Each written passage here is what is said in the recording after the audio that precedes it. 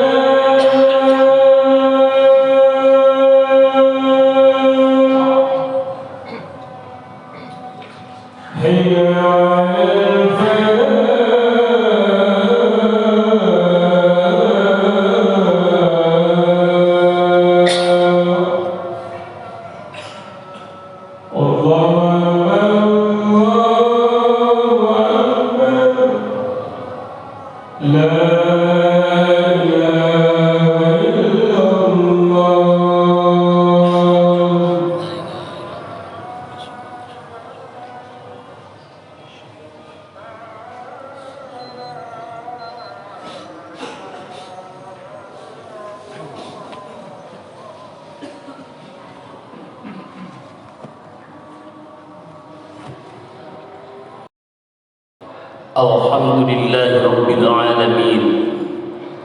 Wabihi nasta'inu ala umuri dunia wad din. Wassalatu wassalamu ala ashrafil anbiya'i wal mursalin Sayyidina wa maulana Muhammadin wa ala alihi wa sahbihi ajma'in. Asyhadu an la ilaha illallah al-malikul haqqul mubin wa asyhadu anna Muhammadar Rasulullah shadiqul wa'dil amin. Allahumma salli ala sayyidina Muhammad kama la nihayati li kamalika wa adadi kamali. Qala Allah ta'ala fil Qur'anil Karim, a'udzu billahi minasy syaithanir rajim. Bismillahirrahmanirrahim. Ya ayyuhalladzina amanu taqullaha haqqa tuqatih wa la tamutunna illa wa antum muslimun. Shadaqallahu aliyyul azim. Ayyuhal hadirun, ittaqullah wattaqullah ثم اتقوا الله وطاعته فقد فاز المتقون. Hadirin jamaah Jumat rahimakumullah, di masjid yang suci dan mulia ini, marilah kita untuk terus dan tetap bersama-sama meningkatkan kualitas keimanan dan kualitas ketakwaan kita kepada Allah Subhanahu wa taala. Tentunya dengan berbagai aktivitas keseharian kita yang syarat dengan nilai-nilai pengabdian kepadanya sebagai bentuk dan wujud rasa syukur kita atas berbagai kenikmatan yang telah dianugerahkan oleh Allah kepada kita semua. Nikmat lahir, nikmat batin, nikmat sehat, dan nikmat sempat yang sampai saat ini kita rasakan. Betapa beruntungnya hari ini dan saat ini kita semua.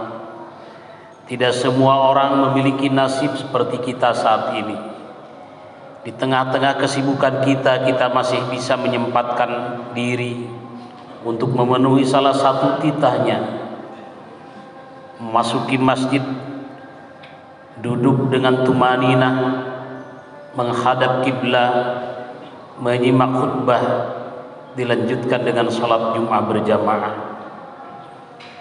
Di luar sana betapa banyak saudara-saudara kita yang tidak memiliki nasib seperti kita.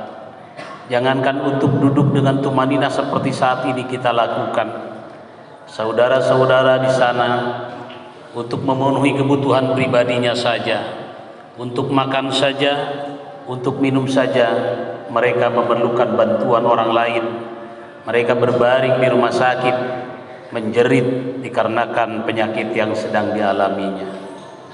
Oleh karena itu, sungguh beruntung kita, dan kita wujudkan dalam bentuk syukur kepada Allah dengan berbagai kegiatan kita yang syarat dengan nilai pengabdian kepadanya. Hadirin jamaah Jumat rahimakumullah, setiap khatib dalam menyampaikan khutbahnya tentunya senantiasa diawali dengan wasiat atau pesan takwa. Dari redaksinya ataupun isinya, seperti khatib tadi sampaikan, ittaqullah wattaqullah summattaqullah. Bertakwalah kepada Allah dan bertakwalah kepada Allah, dan tetaplah berada dalam ketakwaan kepada Allah. Ini semuanya disampaikan oleh khatib ketika mengawali khutbahnya, dalam upaya menekankan, mengingatkan, memperkuat bahwa kita itu harus tetap berada di dalam ketakwaan. Seperti halnya Allah berfirman di dalam Al-Quran, ya ayyuhalladzina amanu taqullah, hai orang-orang yang beriman, hendaklah kalian semuanya bertakwa kepada Allah. Wala tamutu haqqa tuqatih, dengan takwa yang sebenar-benarnya. Wala tamutunna, janganlah engkau mati meninggalkan bumi ini, janganlah engkau terpisah antara ruh dengan jasadmu. Wala tamutunna illa wa antum muslimun, kecuali engkau berada dalam Islam. Banyak sekali Allah Subhanahu wa taala di dalam Al-Qur'an memerintahkan kepada kita untuk tetap agar kita senantiasa bertakwa kepada Allah. Tentunya berbagai variasi, berbagai gaya, berbagai cara mewujudkan takwa itu. Paling tidak terkait dengan apa itu takwa. Pada kesempatan ini izinkanlah khatib mengawali dari sebuah kisah yang terjadi pada Umar bin Khattab radhiyallahu anhu. Suatu hari sahabat Umar sedang duduk di bawah pohon kurma di samping Masjid Nabawi, dan dia dikelilingi oleh para sahabatnya, sedang asik membincangkan berbagai persoalan keumatan, kemasyarakatan, berbagai persoalan-persoalan kehidupan yang terjadi di tengah-tengah masyarakat yang ia pimpin. Dalam keasikan berdialog, bermuzakarah dengan para sahabat, tiba-tiba datanglah 3 orang pemuda, dan satu dari 3 pemuda itu diapit oleh 2 orang pemuda karena lemas, karena lusuh, telah dimarahi dan telah disiksa oleh kedua pemuda tersebut. Pemuda yang satu yang lusuh itu dibawa ke hadapan Umar, dan kedua pemuda yang ternyata kakak beradik itu berkata kepada Umar, "Wahai Amirul Mukminin, tegakkanlah keadilan untuk kami, wahai Amirul Mukminin. Qisaslah pemuda ini." Umar berkata, "Emang ada apa dengan pemuda ini?" Lalu salah satu dari kedua pemuda yang kakak beradik mengatakan, "Wahai Amirul Mukminin, pemuda ini telah membunuh ayah kami yang kami cintai. Ayah kami yang telah membesarkan dan mendidik kami sehingga menjadikan kami seperti ini. Ayah kami yang kami cintai, ayah kami yang tidak pernah matanya terlepas untuk menatap kami. Kasih sayangnya tidak pernah melepas untuk diri kami, telah dibunuh oleh seorang pemuda ini." Umar bin Khattab lalu bangkit sambil menatap seorang pemuda yang sudah lusuh, yang disangka bahwa dia yang membunuh ayah dari kedua pemuda tadi. "Ittaqullah," kata Umar bin Khattab. "Ittaqullah, ittaqullah, tenanglah kalian berdua. Wahai pemuda, apa benar yang dikatakan kedua pemuda ini bahwa kaulah telah membunuh ayah dari kedua pemuda ini?" Lalu dengan menegadahkan kepala sambil melihat kepada Umar bin Khattab, "Wahai Amirul Mukminin, benar apa yang disangkakan, apa yang dikatakan kedua pemuda ini, bahwa akulah yang telah membunuh ayah dari kedua pemuda ini." Umar bin Khattab sekalipun sudah mendengar pengakuan dari seorang tersangka, dia tidak lantas memvonis, menghakimi, bahkan mengkisosnya, tidak. Tapi Umar bin Khattab ingin mendengar bagaimana ceritanya. "Tolong ceritakan kepadaku, bagaimana sampai terjadi kau membunuh ayah dari kedua orang pemuda ini?" Tiba-tiba pemuda itu dengan lemas dia bercerita, "Wahai Amirul Mukminin, aku datang dari pedalaman yang jauh untuk mengurus urusan tetanggaku terkait dengan ekonomi ke kota ini, dan aku datang ke sini adalah menunggang unta. Sesampainya aku tiba di kota ini, untaku aku ikat. Tiba-tiba dalam waktu yang cukup lama aku kembali lagi ke unta yang diikat itu, ternyata unta itu tidak ada. Lalu aku cari unta itu, ternyata unta itu sudah disembelih oleh seorang tua. Aku marah karena satu-satunya untaku yang dijadikan sebagai media, dijadikan sebagai alat untuk mengantarku kemana aku berangkat, dan aku kembali ke kampung halaman harus menggunakan unta itu. Kalau tidak maka aku harus jalan kaki." Dalam kondisi marah itu, maka aku menghunus pedangku dan kuhabisi orang yang menyembelih untaku itu, yaitu ayah dari kedua orang tua itu. Oleh karena itu, wahai Amirul Mukminin, aku bertanggung jawab terhadap apa yang telah aku lakukan. Tegakkanlah keadilan. Ittaqullah, bertakwalah kepada Allah. Tegakkanlah keadilan. Aku siap dikisos. Aku siap dibunuh sebagaimana aku membunuh ayah dari kedua pemuda ini. Wahai Amirul Mukminin, kau telah mendengar ceritanya, kata dua orang pemuda tadi. Apakah kau bisa mendatangkan saksi? Kami bisa mendatangkan saksi untuk itu, sambung pemuda yang ayahnya terbunuh itu. Tegakkanlah had ya Amirul Mukminin. Umar tertegun dengan penuh bimbang mendengar cerita si pemuda lusuh itu. Wahai pemuda, Amirul Mukminin Umar bin Khattab berkata lagi kepada dua orang pemuda, sesungguhnya pemuda yang satu ini, yang kalian tuntut ini adalah pemuda yang salih, lagi baik budinya. Dia membunuh ayah kalian karena dia kalap, karena dia khilaf, karena dia marah dalam waktu seketika. Oleh karena itu, udahlah maafkan saja. Kedua pemuda itu, tidak bisa wahai Amirul Mukminin, aku tidak bisa memaafkan. Siapa yang mau memaafkan ayahnya dibunuh oleh orang lain, sementara anaknya harus memaafkan? Tidak, tetap tegakkan keadilan. Ittaqullah, bertakwa amirul mukminin. Dalam setiap dialog itu mereka senantiasa mengucapkan ittaqullah, tegakkan wahai amirul mukminin. Sergah kedua pemuda sambil memperlihatkan mata yang merah karena marahnya. Umar semakin bimbang hadirin. Di hatinya telah tumbuh simpati kepada pemuda yang lusuh, yang dinilainya amanah, jujur dan bertanggung jawab terhadap apa-apa yang telah dikerjakannya. Tiba-tiba si pemuda lusuh berkata, wahai amirul mukminin, tegakkanlah hukum Allah, laksanakanlah qisas atasku. Aku ridho, aku ikhlas, aku rela dengan ketentuan Allah yang dijalankan oleh engkau sebagai pemimpin di negeri ini. Namun wahai amirul mukminin, izinkanlah aku untuk menyelesaikan dulu urusan-urusan kaumku yang diamanatkan, dititipkan kepada aku. Berikan waktu 3 hari saja aku untuk kembali ke kampungku.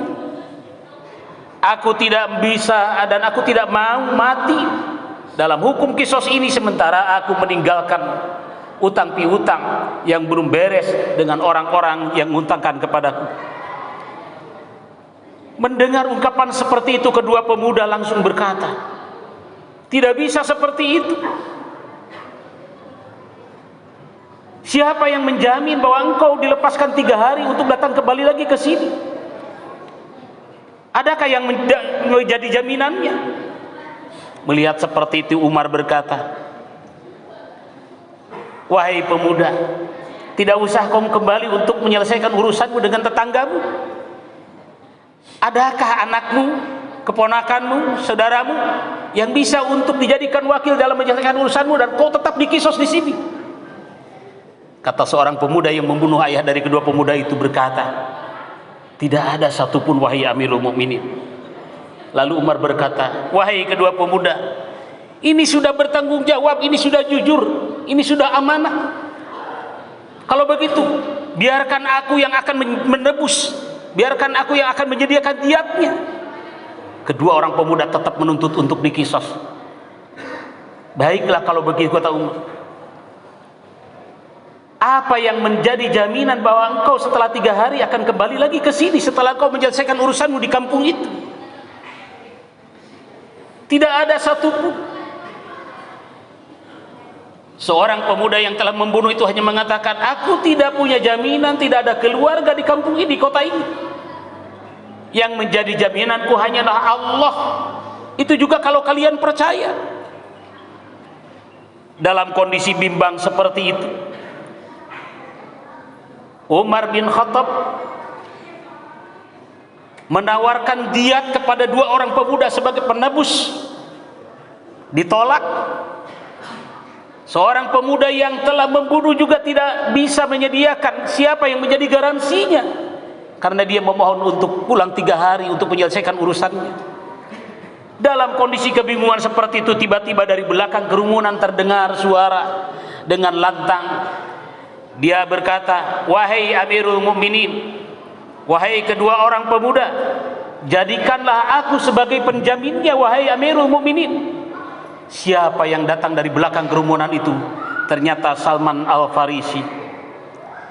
Umar melihat sosok Salman sambil berkata, wahai Salman, kau belum pernah mengenal pemuda ini kan? Demi Allah, jangan main-main dengan urusan ini. Berani sekali kau menjadi garansi untuk seorang pembunuh ini. Nyawamu jadi tembusannya. Salman Al-Farisi berkata, perkenalanku dengan pemuda ini, wahai Umar, sama halnya dengan perkenalanmu dengan pemuda ini. Baru saja aku kenal, seperti halnya engkau mengenalnya. Akhirnya dengan berat hati, Umar mengizinkan Salman untuk menjadi jaminannya, garansinya. Si pemuda lusuh yang telah membunuh seorang tua itu.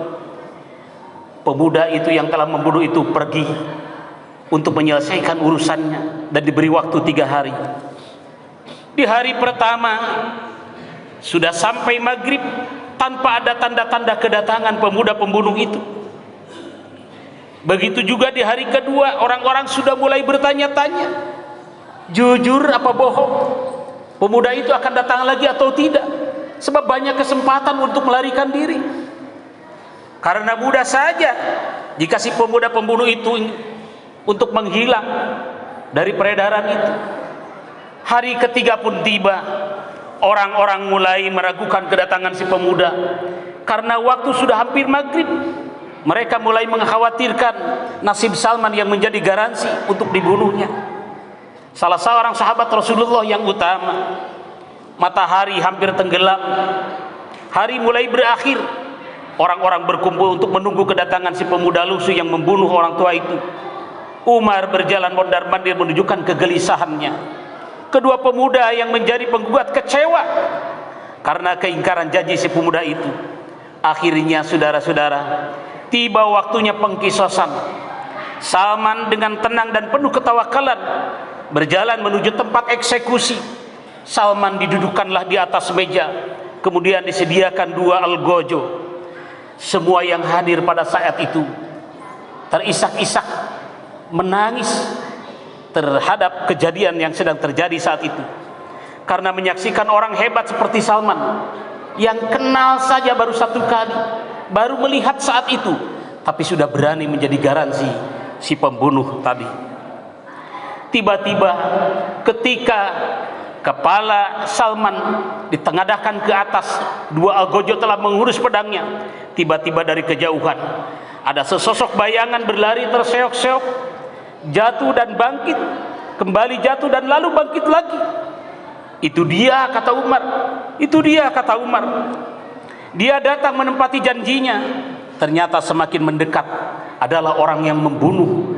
Datang lemas lunglai karena dia berlari ingin menepati janjinya. Dengan tubuh yang bersimbah peluk dan napas tersenggal-senggal, si pemuda itu ambruk bersujud di depan kaki Umar. Maafkan kami wahai Amirul Mukminin, maafkan aku wahai Amirul Mukminin, ujarnya dengan susah payah. Tak kukira urusan kaumku menyita banyak waktu. Kupacu tungganganku tanpa henti hingga ia sekarat di gurun dan terpaksa aku tinggalkan, lalu aku berlari untuk menepati janji ini. Demi Allah, kata Umar, menenanginya dan memberinya minum. Tenangkanlah jiwamu. Aku kembali agar jangan sampai ada yang mengatakan di kalangan muslimin tak ada lagi kesatria untuk menepati janji. Demikian kata pemuda yang membunuh itu. Jangan riskan, jangan sungkan, aku akan tetap kembali untuk menepati janji, untuk dipenggal kepalaku sebagai pertanggungjawaban terhadap apa yang telah aku lakukan kepada ayah dari kedua orang pemuda ini. Lalu Umar berkaca-kaca sambil menahan haru. Umar mengatakan, wahai Salman, mengapa kau mau-maunya menjamin orang yang baru kau kenal? Kemudian Salman menjawab, wahai Amirul Mukminin, aku tidak mau nanti di kalangan muslimin ada perkataan tidak ada lagi rasa saling percaya dan mau menanggung beban saudaranya sendiri. Oleh karena itu biarkan aku menjadi contoh agar di antara kaum muslimin bisa saling mempercayainya. Hadirin jamaah Jumat rahimakumullah, siapapun yang hadir pada saat itu mulai banyak yang menahan tangis haru dengan kejadian seperti itu. Allahu Akbar. Setelah ungkapan dari seorang pemuda yang membunuh ayah dari kedua orang itu, bahwa dia datang memenuhi janjinya karena takut dikatakan nanti tidak ada lagi di kalangan umat Islam yang kesatria untuk menepati janjinya. Demikian juga Salman berani-beraninya menjadi garansi nyawa di jari taruhan karena takut nanti di kalangan umat Islam tidak ada lagi yang saling membela kaumnya, membela umatnya, membela saudaranya sendiri. Tiba-tiba kedua pemuda yang tadinya menggugat berteriak kepada Umar, wahai Umar, wahai Amirul Mukminin, saksikanlah pada saat ini aku memaafkan terhadap pemuda yang telah membunuh ayah kami ini. Allahu Akbar. Kata Umar, apa kalian maksudnya? Maka kedua pemuda tersebut mengatakan, aku siap memaafkan karena aku takut nanti di kalangan muslimin nanti tidak ada lagi orang yang saling memaafkan. Maka tidak terjadilah pembunuhan itu. Dikarenakan ada orang-orang hebat di sana. Yang pertama, Umar bin Khattab begitu telitinya, sekalipun mempunyai otoritas yang sangat tinggi untuk menghakimi pada saat itu dengan penuh dengan bukti pengakuan dan yang diakui oleh pelakunya, tetapi Umar bin Khattab tetap mengedepankan dialog, ingin mendengar ceritanya. Demikian juga seorang pembunuhnya, dia bersandar diri kepada Allah dan dia menepati janjinya setelah 3 hari untuk dieksekusi. Betapa jujurnya orang tersebut, betapa bertanggung jawabnya orang tersebut. Demikian juga Salman Al-Farisi, siap menjadi garansi, bahkan siap nyawanya dijadikan taruhannya untuk menjadi garansi saudaranya sekalipun baru dia kenal. Demikian juga kedua orang pemuda yang menggugatnya, yang menuntutnya untuk menghakimi. Di akhirnya dia memaafkan. Intinya hadirin, dari cerita ini, kenapa di antara sela-sela cerita itu keempat orang itu berdialog, senantiasa melontarkan kalimat ittaqullah, ittaqullah, ittaqullah, bertakwalah kepada Allah, memberikan pesan kepada kita bahwa ketakwaan kepada Allah bisa diwujudkan dalam bentuk siapapun diri kita, dimanapun kita berada, sebagai apapun posisi kita, kita harus berlaku adil. Jangan cepat memutuskan sesuatu tanpa konfirmasi, tanpa adanya saksi, tanpa adanya pembuktian. Yang kedua, ketakwaan bisa diwujudkan dalam bentuk kejujuran. Sekalipun tidak ada yang menjadikan garansinya hanya Allah Subhanahu wa Ta'ala. Kemudian ketakwaan juga bisa diwujudkan dalam bentuk sikap tanggung jawab terhadap apa-apa yang telah dilakukannya, sekalipun nyawa harus dilepaskan. Kemudian takwa juga harus diwujudkan dalam bentuk saling memaafkan di antara sesama kita. Wal 'afina 'anil nas, itu adalah salah satu identitas orang-orang yang bertakwa, senantiasa memaafkan. Hadirin jamaah Jumat rahimakumullah, demikianlah renungan Jumat kali ini. Mudah-mudahan ada guna dan manfaatnya. Aqulu qouli hadza wastaghfiru innahu huwal ghafurur rahim.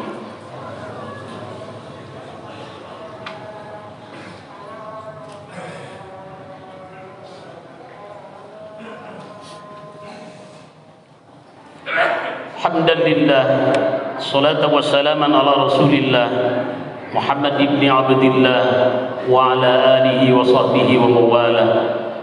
Asyhadu an la ilaha illallah wahdahu la syarika lah, wa asyhadu anna Muhammadan abduhu wa rasuluhu alladzi la nabiyya ba'dah.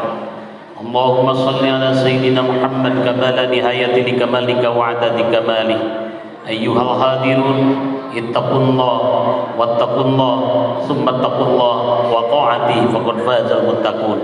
Hadirin jamaah Jumat rahimakumullah, di khutbah yang kedua ini khatib mengambil sebuah konklusi natijah dari bentuk ajakan khusus untuk pribadi khatib sendiri, umumnya untuk seluruh jamaah, untuk senantiasa merealisasikan pesan-pesan nilai-nilai ketakwaan dalam bentuk kejujuran, keikhlasan, bertanggung jawab, ketelitian, memaafkan, dan mampu memberikan garansi pada saudara-saudara kita.